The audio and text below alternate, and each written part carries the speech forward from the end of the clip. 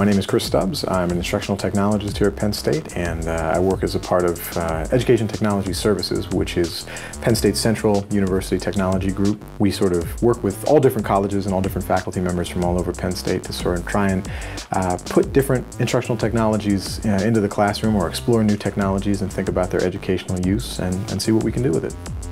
One of the things that I do is work as a part of Penn State's Educational Gaming Commons, which is a group that looks specifically at video games and the impact that they can have on teaching and learning and research. And so we've built a number of sort of custom games for folks in chemistry, for example. We built a game called Chem Blaster. We built a game for English students, journalism students, and people who are editing called Typo that can be used by anyone in any sort of English class. And we've also used commercial games. So for example, we've worked with folks in the music department on using Guitar Hero in the classroom. There's a couple of trends. One is sort of the idea of mobile technologies, and that has a couple of factors that sort of play into it. One in the gaming space, but also in sort of social media and things like that. So we're starting to look into mobile technologies as one. The other is just sort of the changing nature of the university and the student. A lot more courses are going online, a lot more students are bringing technology into the classroom, and so finding ways to really reshape what we think of as a traditional classroom in different ways, and that can mean kids that never have the chance to meet each other face to face because they're all online. They lose out on some of the engagement that occurs in class, and that's where games, I think, can play a really big role. And so we're just sort of trying to explore new avenues that can fill some of the voids that are caused by kind of the changing nature of education. The primary technologies I use when I teach are Angel, which is an online course distribution system, and that's the way I send the lecture notes to my students, post the assignments, they turn in all their homework. And with a class of 300 students, it really helps with management when you can distribute the materials and collect their homework in an online setting. I have a handful of students that use their laptops every day to take notes. Occasionally I'll have students who use their cell phones to look at the PowerPoint notes in class. All of that is really finding new ways to create interaction with the students. For some students who might be too shy to raise their hand in class to ask a question, this provides a useful alternative for them.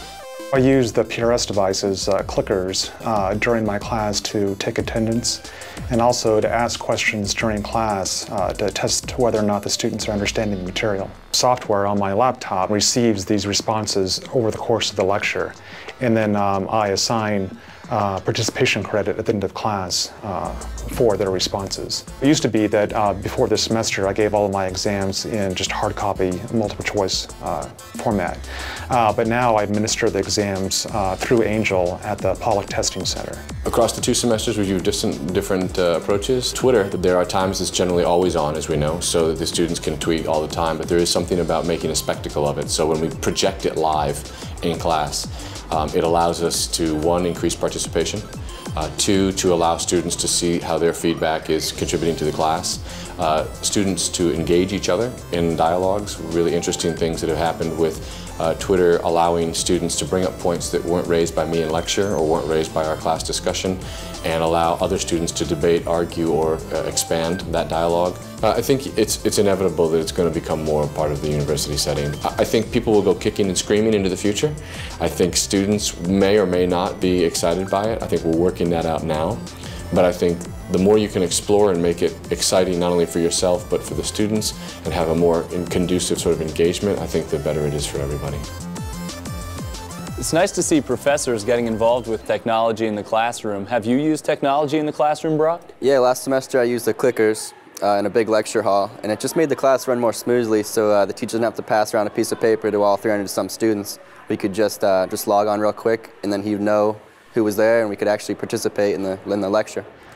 I actually did not use the clickers. I haven't used any of these. I did do blogging once for class, but my professors, they do seem to want to head towards that direction. They know that they're going to have to tune into us to kind of keep our attention, so it's heading there.